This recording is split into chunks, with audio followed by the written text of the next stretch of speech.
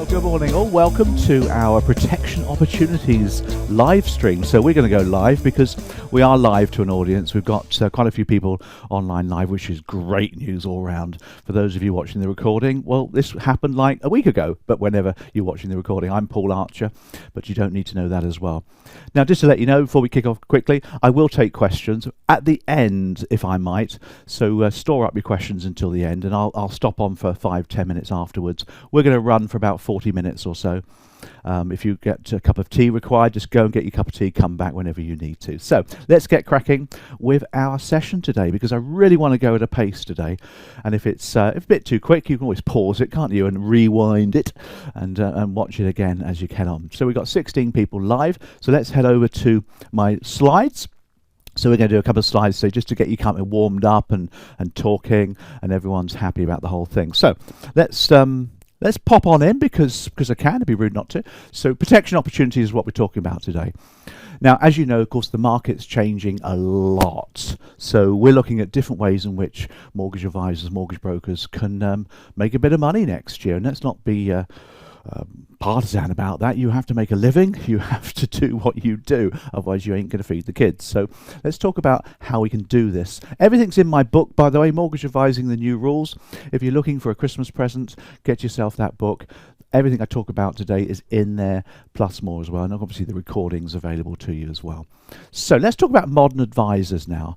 I call this book The New Rules because the world of mortgage advising, mortgage broking has changed, is changing, and we need to be able to adapt to that new marketplace.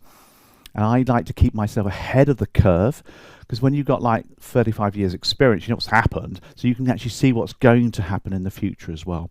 Now, one thing that hit home to me a couple of years ago was what exactly is a modern advisor? So there's a lovely little stock photograph there of a modern financial advisor. There's he and she doing their thing. I think he's the customer, she's the advisor, doesn't really matter. The fact is they're modern. And a few years ago, I went over to Moscow on business. Can you believe that now? I actually went to Moscow and delivered a session to Sberbank, I think it was. So with interpreters and all that kind of stuff. But in the airport coming home, I bumped into sitting down, and this lady next to me was obviously on business as well. So I said, have you been to Moscow on business? Because, it's rude not to talk to people. And she said, yes, I have. I've come over here to do some business. And I said, well, what do you do? She said, I'm a coach. She said to me, she said, I'm a coach. I said, well, that's interesting, because I do a little bit of coaching. I said, what do you coach? And she said, I coach financial advice. And I remember that. It was about 10 years ago now, because good financial advisors, good mortgage advisors, whatever you want to call yourself, we are now coaches. And when it comes to selling protection, you've really got to embrace the coaching phenomenon. You've got to be able to talk about your role in the coaching methodology. And coaching, for those of you who've done a little bit of managing and supervising, is about pulling people towards what they need, pulling people so they understand and they appreciate what they want and what they need. That's what coaching does. If you start pushing and telling people, you've got to have protection, you must be protected, how dare you not protect yourself, then you're not going to get very far, as you can appreciate. Coaching is the key. So how do we do this then? How do we go about selling protection? Let's talk about the sales process. Now, one concept I want you to get comfortable with is what we call the full service package. Now, let's move out of the way so you can see that. A full service package. Now, the FCA actually have called it that. This is where you bundle everything together in a great big piece of advice. So if you're dealing in the purchase market, you bundle the mortgage, but all the protection together as a full service package to enable the customer to buy the home, stay in the home, keep the home for whatever life throws at you. Illness, death. I want to make sure you keep that house for as long as you need to house your family. It's a full service package. The FCA actually quite like that. In fact, the FCA tell you that you should be doing this. They wrap it up in consumer duty. I don't know if that's the case. I think the compliance industry has got hold of consumer duty and they're making money from it. But the fact is, the FCA do want you to give protection advice as well. It's ethical to do so. It's the right thing to do. Let's not beat about the bush. It is the right thing to do. If you ever get to deal with claims, you know why you do it. I had a claim, my first claim was 30 odd years ago at the Pru. And this young girl lost her husband overnight at the railway. He was shunting trains and died instantly. And I remember dealing with the claim. It was horrible, but it made me realize what life assurance is all about. It's very professional as well. So when you're a protection and mortgage advisor, it is professional. It's the right thing to do, as we talk about. Don't forget commission. You will earn some money from this. Make it non-indemnity. Don't take all the commission up front, people. Drip it in. That stops people who cancel their policies and getting clawbacks. We call it non-indemnity. So build that business model, and that will feed you in 10, 15 years' time, which is important as well. Your firm might require you do this. They might give you targets if you're in that kind of firm. I don't know if you're a targeted based firm, you might have targets to do, and I get all that. And more importantly, you get to sleep at night. So let's talk about how we do this. Let's give you a process. Now here's the sales process for a mortgage advice, and here's how we package it all in, because we're looking to build this into your mortgage process. Protection, by the way, my friends, is not a bolt-on. It's not something you do later. It's all connected with financing. Now, even if you're spending next year refinancing everybody, which you will be, let's face it, next year there's no purchase business. Don't care what you say, there is no purchase business next year. There's the odd person buying and selling, of course. There's always divorces cause people to buy and sell. There's all that need for that. But most people, first-time buyers, with house prices falling, or the BBC telling them that they're falling, and the Nationwide telling them they're falling, first-time buyers ain't going to be buying. So your business next year, there's about 2 million people, if you go on to finance, UK Finance, they'll tell you that, who are looking to remortgage and refinance. So let's talk about the refinancing process. Now the process itself looks like this. The first part is lead generation. You need to be able to get your leads, find your leads, and advise to those good people. The next stage is the 15-minute discovery call. We talk about this in our book. The next stage is affordability and costs. Particularly if you're doing a mortgage MOT, some kind of refinance arrangement, got to talk about costs, affordability.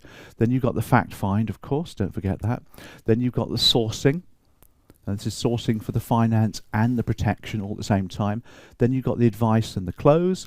You've then got the mortgage offer meeting, and then you've got this settle in meeting, which is more for a purchase, when people have actually moved into the house and they're settling in. That's how modern mortgage advisors operate now. Gone are the days of the 2-hour big interview.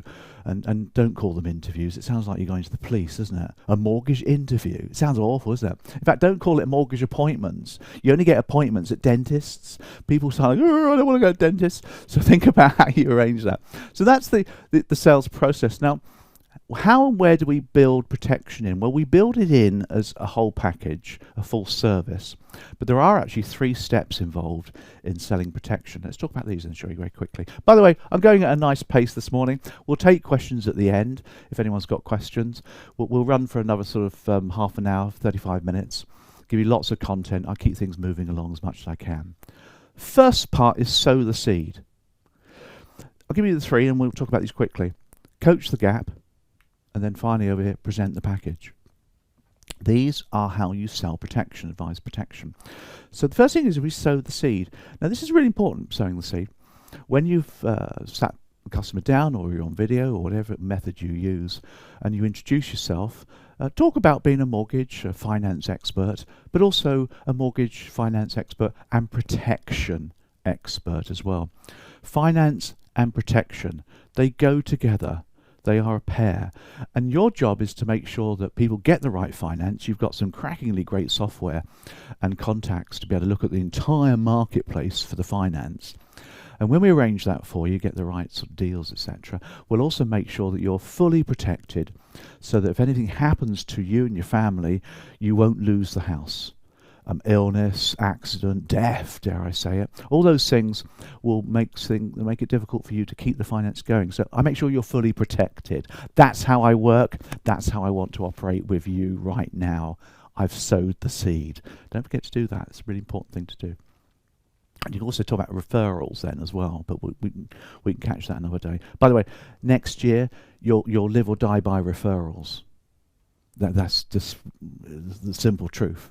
Referrals from your existing clients, but referrals from professional connections as well, who are also looking for business. Estate agents ain't getting a lot of business, so they will be looking for mortgage fees and things. So referrals is the key next year. Sow the seed. Then we coach the gap. We'll talk about that a bit more this morning. We coach the gap. The gap is the protection gap. Pundits call it, don't they? The difference between what people should have and what they have got, usually from work or the welfare state. And the gap is the protection gap. You have to coach it. You have to pull it. I want to talk to you about that a little bit later. And then you present the package. You don't present it as little bitty bits. You present it as one. We call it whole part whole. You present the whole package because you've budgeted for that. Back here, by the way, you've talked about budgets for the finance and the protection. I know money's tight. Don't get me wrong. Of course money's tight. But there are a lot of people whose industries aren't that affected by recession. Yes, they're having to pay more on their mortgage and more on their bills, food, gas, etc. But there's a lot of people who will still earn a very good salary. But talk budgets very early on. Then you present the whole package. And then you break it down. We call it whole part whole. Present the whole, then break it down into its parts, do all your compliance, all your key features, documents, etc. And then finish it off as a whole. That's how you sell protection. And it's very important to do so as well. Let's talk about next year. What happens if you haven't got any business coming through the books? What happens if you relied on new homes or purchase business? As a mortgage advisor, of course, you get most of your money from other sources. And we're talking next year about refinancing and rebroking, refixing people's mortgages. So you've got to be offering things. Now, this is a big phrase that's going around at the moment. We call it mortgage MOT, and I just picked up some of these advertisings from different companies. And as you can see, they're all doing mortgage MOTs. And mortgage MOT is your chance to just catch up with people and talk to them about their mortgage, their financing. That's what you'll do next year. You'll closet your client bank.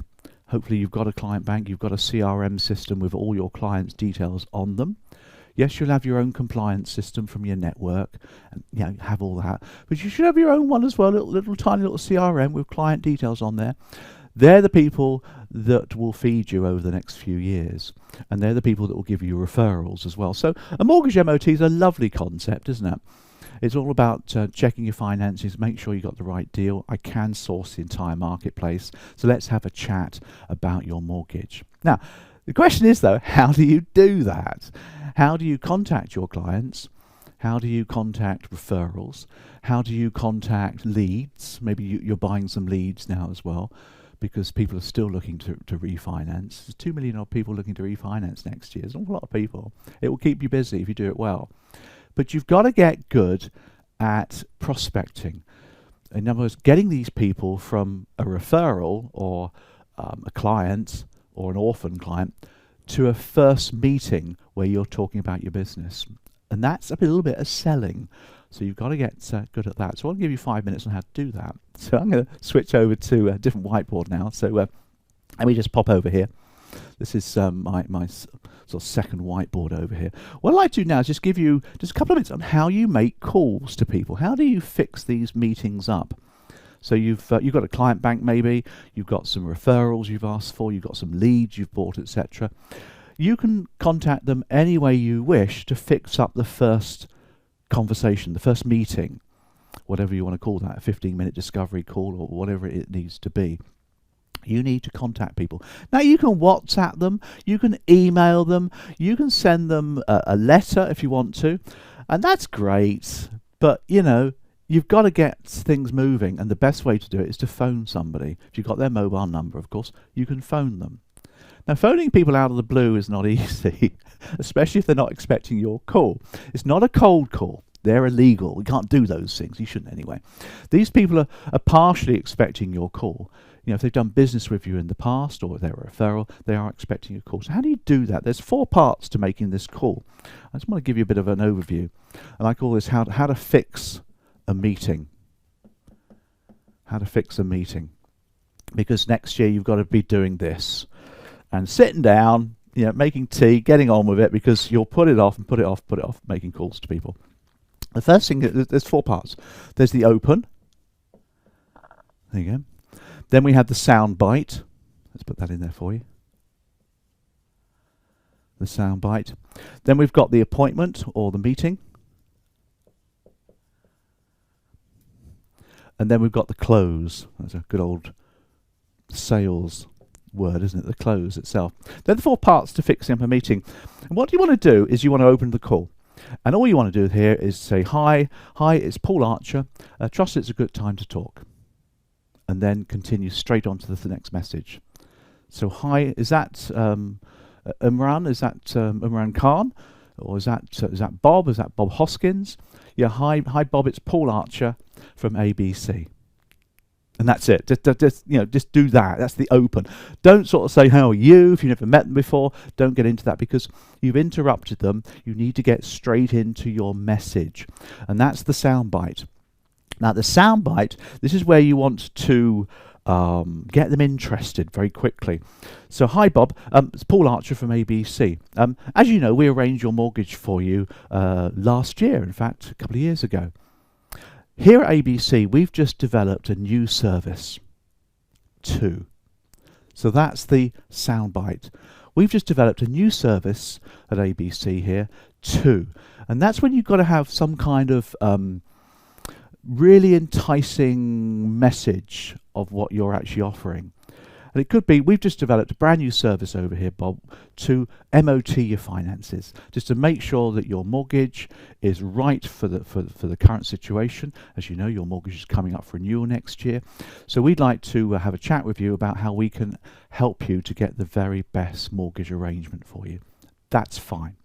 Or it could be something like, we've just developed a brand new service here at ABC, and we're talking to our customers, our clients, because what we want to do is to make sure that we talk to you about all the options available to you next year when it comes to refinancing your mortgage.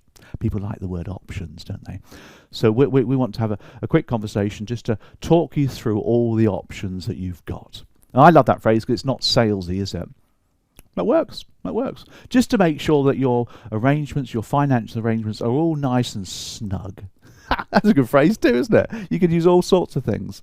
But this is your soundbite. It has to be something that people want to hear. So hi, is that Bob? Bob Hoskins? Yeah, hi Bob, it's Paul Archer here from ABC. I hope it's a good time to talk. As you know, we arranged your mortgage for you last year.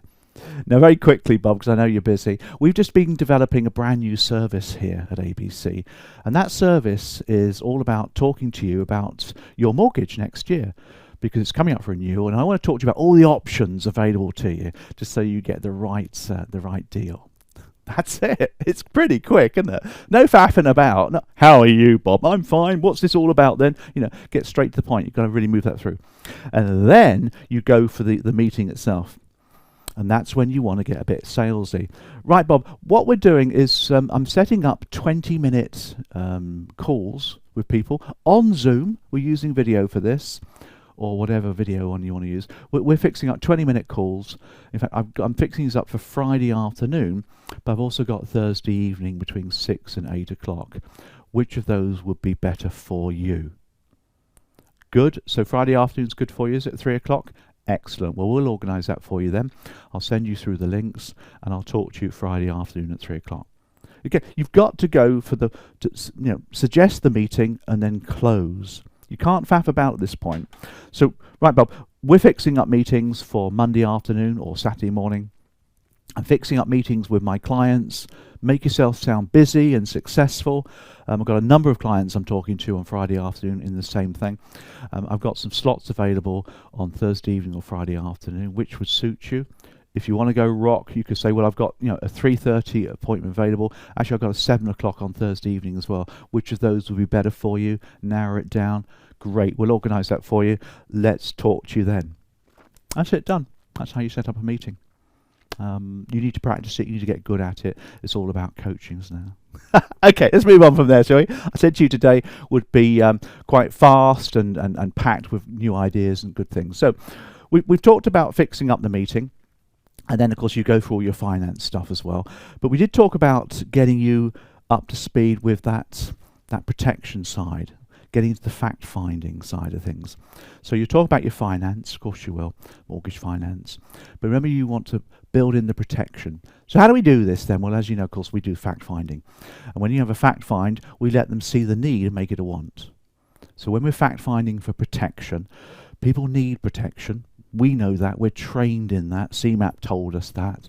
They need it. Of course they do. Insurance companies tell us they need it. All the BDMs tell you they need it. But what we've got to do is make it into a want. That's the key here. And we do that by minding the gap. Mind the gap, ladies and gentlemen. I'm on the tube next week. I'm off to Paddington, off down to chat and do some work for a bank over there. Looking forward to that. I'll be on the tube. And when you get on the Jubilee line, mind the gap, ladies and gentlemen. So minding the gap, of course, is a really important thing to think about here, because it's all about the protection gap. So how do you get people to buy into this protection gap? Well, we've got a lovely acronym for you called CIGAR. Do you like my picture of a cigar? Very Christmassy, isn't it? Now, CIGAR is a coaching process to help you to sell the gap, sell the need. So CIGAR is one of those lovely acronyms. It stands for things. I'll take you through this area. The first thing is the current situation. So when you're fact finding, you want to find out what their current situation is. That's not a difficult thing to do. You may already have details about their situation anyway. I'm sure you do if they're an existing client. Then you want to talk about their ideal protection. In other words, what should they have in an ideal world? I want to talk about that today. That's for you to dive back into if you've forgotten all your technical knowledge. And then, of course, we have the gap, the G. The gap's revealed, and then you want to get them to agree to the gap, and I'll talk to you about that in a second. Then you've got to take some action. They've got to take some action. And then, of course, the R is then reviewing at the end. So that's a review. With protection, of course, you review 6 months, 12 months. You'll review the customer, the client now, of course, every year for the next 10, 15 years. That's how you sell protection. It's quite a nice little smart kind of acronym. So how do we establish the current situation there at the top? How do we establish the current situation? There you go. How do we do that? It's not difficult. We use a fact find. Fact find gives you hard facts. You've probably already got a lot of facts about the customer anyway, the client. You can ask questions in a fact find. We're all pretty good at that. It's not difficult to do that. In fact, a lot of clients fill in the portal before you actually talk to them.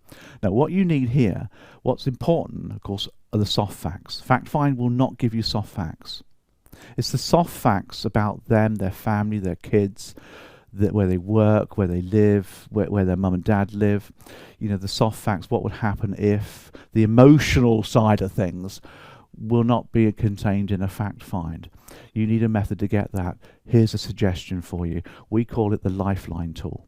You might have come across this before. We talk about this a lot. The Lifeline tool is brilliant for protection selling, because what it does is it reveals all the soft facts. And what you do here is you set up a 5-10 minute excerpt in your meeting to talk about their life. Right then, Mr. Client, right then, Mr. Hoskins, Mr. Khan, let's talk about your life. Let's talk about you now. And people love all that because it's kind of about them, isn't it? It's exciting. It's new. It's all about them. It's not a fact find. So the Lifeline tool is 10 minutes to talk about them. So what I'm going to do then, Mr. Khan, is I'm going to chat to you, Mrs. Khan, about yourselves, your life, where you are, where you're going in the future, etc. This is really important to me because when I start to look at the protection side of things and the mortgage side of things, I want to make sure that I know exactly what you're all about. And then you set up a Lifeline. Now, one of my contacts, one of my mortgage broker contacts, he works in London. He uses Zoom and Teams for his meetings with clients. He doesn't do face-to-face anymore or on-site. And he sets up the Lifeline on a shared whiteboard. Pretty cool stuff. The Lifeline looks like this. Let me share with you how it works. You get a piece of paper or a shared whiteboard, whatever you want to do, and you draw 2 dimensions. You have this one at the bottom. Now this represents time. So I've got 2022, which is this year. I've got 10 years later, 2032, and I've also got 2042. So this is the customer's timeline. So that's now, obviously, and that's the future, because you're going to talk about the future with the Lifeline, and you need to when you want to sell protection. It's obvious, isn't it? But along here are the topics that you're going to talk about, and these topics are up to you.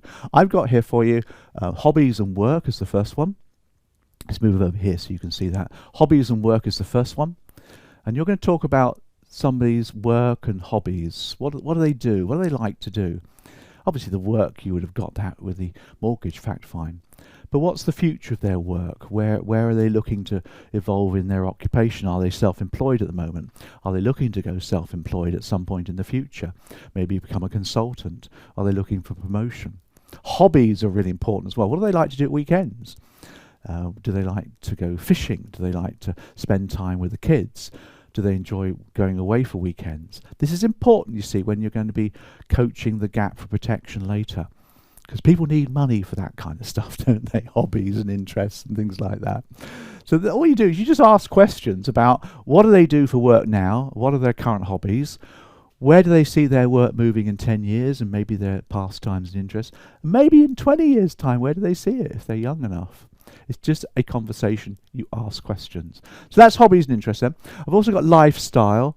So that's more, not hobbies, lifestyle slightly different. What is your lifestyle now? What do you guys get up to? What do you like to do? Are you all about family? Are you all about yourselves? Do you love holidays? So lifestyle, again, current situation now, 2022, 2032, 2042. Then I've got for you home. That's something you would do anyway. So where are they currently living now? Where do they see themselves in 10 years maybe? You know, what sort of ideas do they have about their future home? Are they looking to upsize, downsize or whatever? Going to live in a mansion in the countryside, pile of bricks somewhere in Gloucestershire, you know? And then again, 2042 do the same. Family is the big one. So what's your current situation on your family? What are your thoughts about future for family? Are you looking for, you know, the rumble of little feet? Are you looking for a family at some point in the future? You could be a little bit sensitive with that, of course you have. But the Lifeline is a really cool way of finding out about people's lives. And it will give you soft information. So now you've got the current situation of the client. You've got all the hard facts. You've got all the soft facts. You know about them. You know about where their kids are going, what school they go to maybe. You talk about what they like to do at weekends, their future ambitions. So if you think about it, that's all about protection, isn't it? Because we're protecting the future here. That's all that protection does. It's protecting the future. So let's take a look then at how we then coach the gap. Because your training tells you what they need, protection-wise. You now know their current situation, hard facts, soft facts. You've got a gap, a great yearning gap. We'll coach the gap. How do we do that? Well, it's not a difficult thing to do. Because what we do is we reveal the protection gap by asking them questions. Remember the coaching. Now, I asked advisors in my training this year, I've been training lots of advisors this year on this, what are their favourite coaching questions? And what we got for you here, I'll take myself out of the picture for a second. What we got for you here are some favourite questions that advisors have asked. So here's the first page of really good questions. Now, I don't know if you can read that, depending on what size screen you've got, or whether you can read my writing. I'm not sure. But there's some really good questions here. Some really good questions. There you go. If one passed away, would you work during that period? Would one, very posh there, isn't it? But a couple that I've highlighted there, which I quite like. Well, you know, what's your backup plan? I like that one too. You know, how would you fund your time off work? Do you know what your employer benefits are? But the ones I've rung here now, I think, what's your backup plan? So if anything happened to you, Mr. and Mr. Khan, what's your backup plan? That's quite nice, actually. I like that one. Here you are. Do you know anyone in the family that suffered from a critical illness? That's a great question to get them talking about critical illness. You can't just sell critical illness, by the way. People don't really understand it, do they? So you want to know, has anybody in your family suffered with heart attack or cancer and survived? People know somebody that has. And then you can talk about critical illness as well. Some really good questions there, aren't there? Here's another page of questions for you. This is just a straightforward at the top there. If your wife died during the mortgage term, what would happen? Would you be able to cover the payments? Would you have to sell the property? This is what I mean by coaching questions. They're hard to do, and you have to do them. You have no choice. You know, would you be able to cover the payments? Would you have to sell the property? I like that one. Down here as well. You'll still have to pay your mortgage. What are you prepared to lose, and how you feel about that? So if you suffered from an illness and you weren't earning so much money, maybe just on welfare benefits, you still got to pay the mortgage. What are you prepared to lose so you can still afford the mortgage? How long are you going to keep your payments up? There's all these questions are coming into life and illness, aren't they? Yeah. Here's another page of questions. These are real advisors who gave me these questions as well. This is one I like there. Would you want your family to inherit the debt? This is for a single person buying a property. I don't need life insurance. I'm on my own. But would you want your mum then to inherit your debt? Because she will. That's the way it works, isn't it? I like that one. Could you survive on one income? So if one of you were ill or you died, of course, Could you survive on one income? What impact would that have on your family? How would it affect your hobbies? You guys love doing your windsurfing or your scuba diving or whatever. How would you feel you weren't able to do those? What's the impact there to you and your lifestyle? Oh God, I hate to do that. I'd burn out. So this is all about questions. It's all about asking the right questions, which is key to the whole thing, isn't it? Okay, so that's great. We understand that. That makes total sense, because when it comes to asking the right question, we know exactly what we need to do there, because, well, we do, don't we? That's just asking questions, getting people to talk about the gap. You've got to be able to do it subtly. You've got to be able to ask those questions well. You've got to think about how you ask the questions. Let's just pop myself back into the scene here. Here we are. How you ask those questions. They're quite excuse me, they're quite tough questions. They're quite difficult questions to ask, unless you've got permission to do so. Now, one thing that we talk about a lot here is sugarcoating. We call it sugarcoating your questions. So when you ask these questions, you've got to be able to make them sound like they're good questions. Otherwise, they might come across as quite harsh. You've done the lifeline, you know about the customer situation. So what we mean by sugarcoating, there's two things you can do to sugarcoat your questions. The first thing we like to do, and we're talking about sugarcoating here, the first thing we like to do when we sugarcoat questions is, rather than say, what would happen then, Mr. Khan, if Mrs. Khan was to die? It's a pretty vicious question, isn't it? We sugarcoat them. You sugarcoat them, first of all, by pre-framing them. In other words, putting something before the question. Here's some examples for you. I went over here. I was wondering, this is a nice one. Can you tell me, Mr. Khan, or tell me, Mr. Khan, if your wife was to die, and God, that sounds awful, how would you cope with the mortgage payments? How would you cope with all the bills? It's I would tend to use something like, do you mind me asking? That's a better one, isn't it? Mr. Khan, do you mind me asking? This is a pretty awful question to ask you here, but I want to ask you. Then ask the question. It's about pre-framing the question with some kind of softener or sugarcoating. Let me ask, Mr. Khan's a nice one as well. May I ask is another one. You're just sugarcoating it with pre-framing. You probably do this already. Tell me, Mr. Khan is a popular one. Do you mind me asking?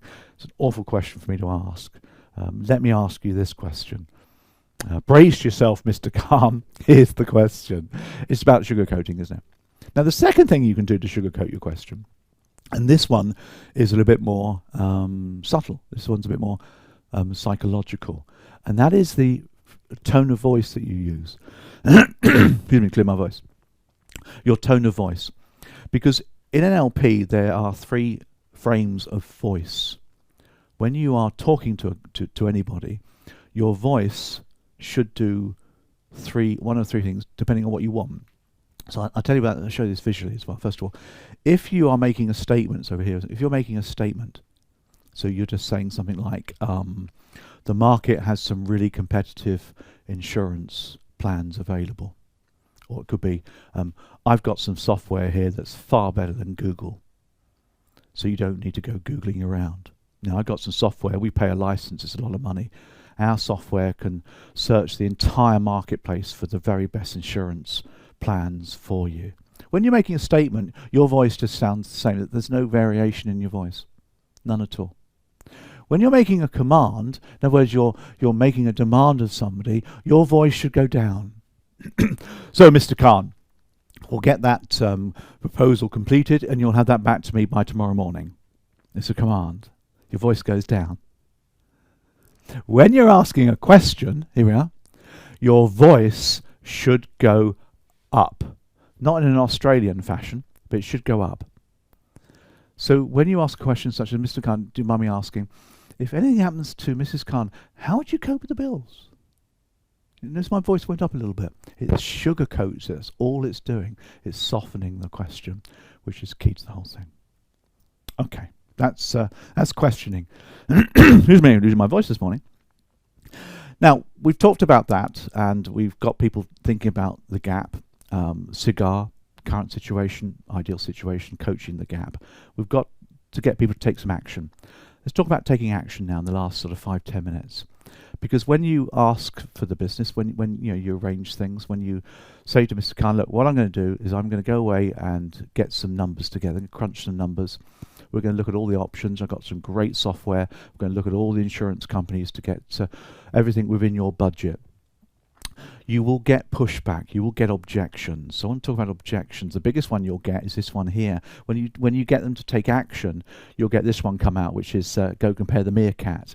People will be inclined to go and start keying in once you've disturbed them to want protection. They will, and it's a big issue. They may not do it voluntarily. They're watching telly, the commercials come on, and these guys advertise a lot, don't they? This fella keeps on advertising. No, go compare. That's brilliant, isn't it? It's great advertising. And people, okay, I've got my phone here. I know that Paul's going to organise some options for us, but let's just see, shall we? We'll see if he can work harder for a lower price. People will. You need to preempt that. You need to stop them from doing that. We call it preempting their concerns. It's all about stopping people from doing things before they do it. So when you get Mr. Khan's permission to go away and get some options, start getting some commitment. Mr. Khan, I'm going to spend a lot of time now looking at the various insurance companies that our software allows me to. I mean, my software is far better than Google. If you went onto Google and started finding, cheap life insurance, you'll get the people that sponsor, pay advertising. They're the ones, and they'll lure you in with a really cheap deal. And then once they've lured you in, they'll start adding on. No, don't do that, because I can do it all for you. I've got the software. I know exactly what you need. I'm trained to know that. So, leave it to me. In a couple of days' time, I'll have some options for you. So all you're doing, okay, you're suggesting about it, of course you are, but you're telling Mr. Khan he doesn't need to do it. You have to preempt it. You have to stop it. And you need some commitment. So, Mr. Khan, if I spend a couple of hours looking at these numbers for you, and the numbers fit your budget, do you reckon you'll be in a position to be going ahead with this then? Get that commitment. Yeah, you're a mortgage advisor, but you do have to do a bit of selling. Next year, you have to work harder for your money. That's key to the whole thing. So a little bit of a pre-close there as well. So how else do we preempt concerns? As you will get objections, you will get people giving pushback, especially when money is concerned. Again, you need to preempt. So how do we do this? There's a map of France, which I want to talk about a story when we get a bit more time. But what I want to share with you now are the 4 global objections. There are. Budget, time, trust won't work. When you talk about objections, these are the 4 main objections that people will give you at any given time. Now, any objection you get on anything will come under those 4. And what we ask you to do is a nice little picture of a swimming pool there. What we ask you to do is to preempt them. So how do you do that? The first one, budget and cost. The way that you preempt budget and cost, in other words, this is people who haven't got the money to pay for it or they can't afford it, is you talk about budget early on. You talk about budgets in the first sowing the seed when you do your affordability. You want to get a budget for the finance and the protection. And I know their interest rate's probably going to treble next year, so they are thinking it's going to cost them more, and it's not going to be easy for them. But you do need to get budgets. If you get a budget, then you can start fitting everything in the budget, and that's how protection is sold by the most important financial advisors. You could do sweet spot pricing later, where you have like the really expensive package, then you have the medium package, and then you have the cheap budget package. People tend to go for the middle. You could do that later if you wanted to. If you haven't got a budget, that works just as well. But make sure you get a budget for the protection and the mortgage financing in one, and then try and fit it in the budget if you can do. The other one is time. Now, a lot of people say they don't have time for this. I haven't got time for this now. I just want mortgage sorted. Just get it sorted. And I get all of that as well. And that's where you build the whole thing into a package as well. So it's not going to actually take you any more time to look at the protection side of things. You could also get things like the income protection plan going early. One of my coaching clients, he sells income protection plan at the factfind. He gets the forms filled in. He does all the pre-underwriting. A lot of insurance companies now have pre-underwriting apps, don't they? Or you can talk to underwriters now if the person's illness or health is not so good.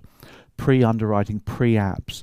And what my client does, he actually gets the income protection plan completed even before the mortgage finance has been organised. The remortgage has come through. He gets the IPP completed because income protection doesn't need a mortgage. So that's a really good way of tying them in, getting the medical stuff out of the way really early on. That overcomes the time issue as well. The third objection is trust. This is where they don't trust you. Now, if you're having a problem with this, I think you'll have a problem with mortgage advising as well. You've got to look at the secrets to trust, share with people's intentions. People need to be able to trust you. But the big one, the reason why people tell you that they don't want to go ahead with this is because they don't think it works. Now, they're not going to tell you it don't work. They'll say, well, I haven't got time for that, or I don't need it, or I've got plenty from work, or the government will look after me, or I'm never going to be ill. People say those things, don't they? But what they really mean is it ain't going to work for me. You haven't sold me on this. And the way to overcome that one, to deal with that, to preempt that one, is to do the lifeline and to coach the gap. It's the only way to do it. If you start telling people, you need this amount of life cover, you need it now, I'm an advisor, I advise you. Okay, it will work. But people won't buy into it unless they really see the need themselves. So they're the 4 global objections that we talk about a lot. And there's a lot more in there, but every objection you get comes in there. The key is to preempt it, to head it off at the pass before you get anywhere near it. So there, got a bit of a pace, haven't we, really? I'm going to just give you a couple more minutes and then we'll take some questions as we progress. A couple of ideas for you to enhance your protection business. And this one is to do with the kind of protection you get involved in.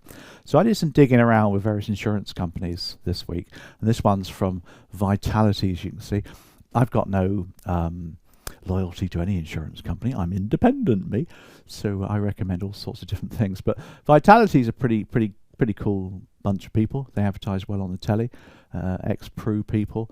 And they talk a lot. They've got a good website. So what I'm sharing with you here, though, is, are you in the right marketplace for your protection plans? Are you talking about the right policies?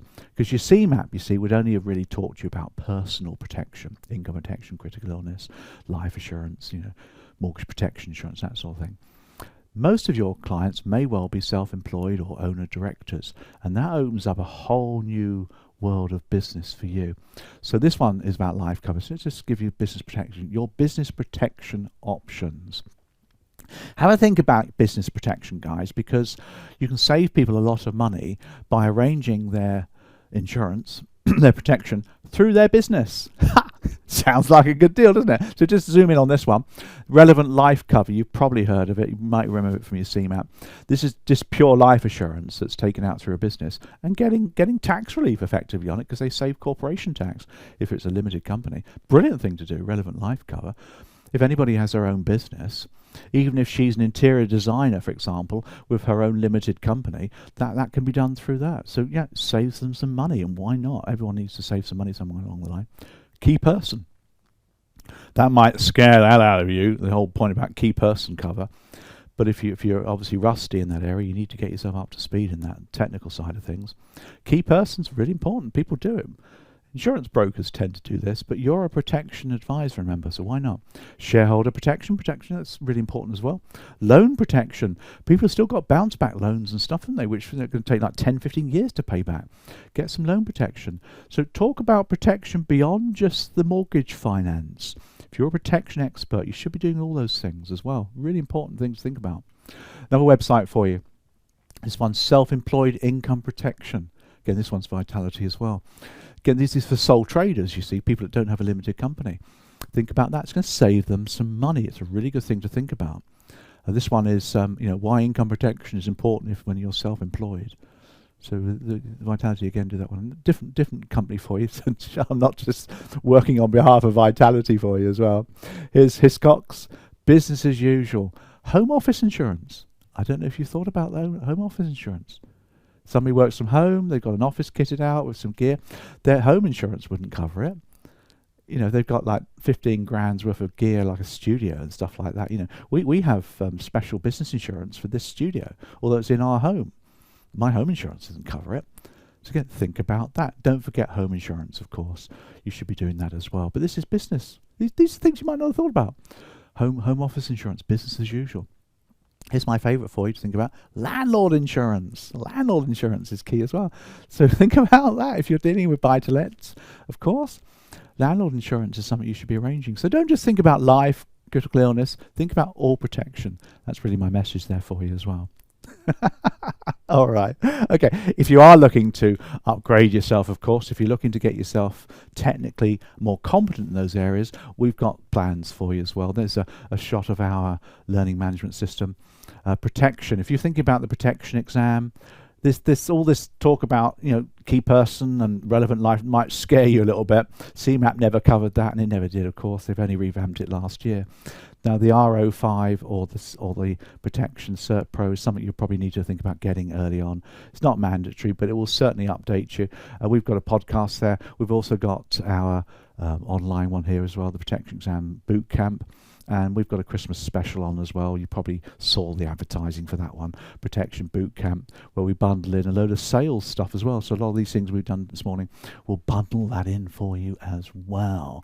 Enough of that. Archcourses.com is the website that you want to go on to find out a bit more about that for you. Now that, my friends, is protection opportunities.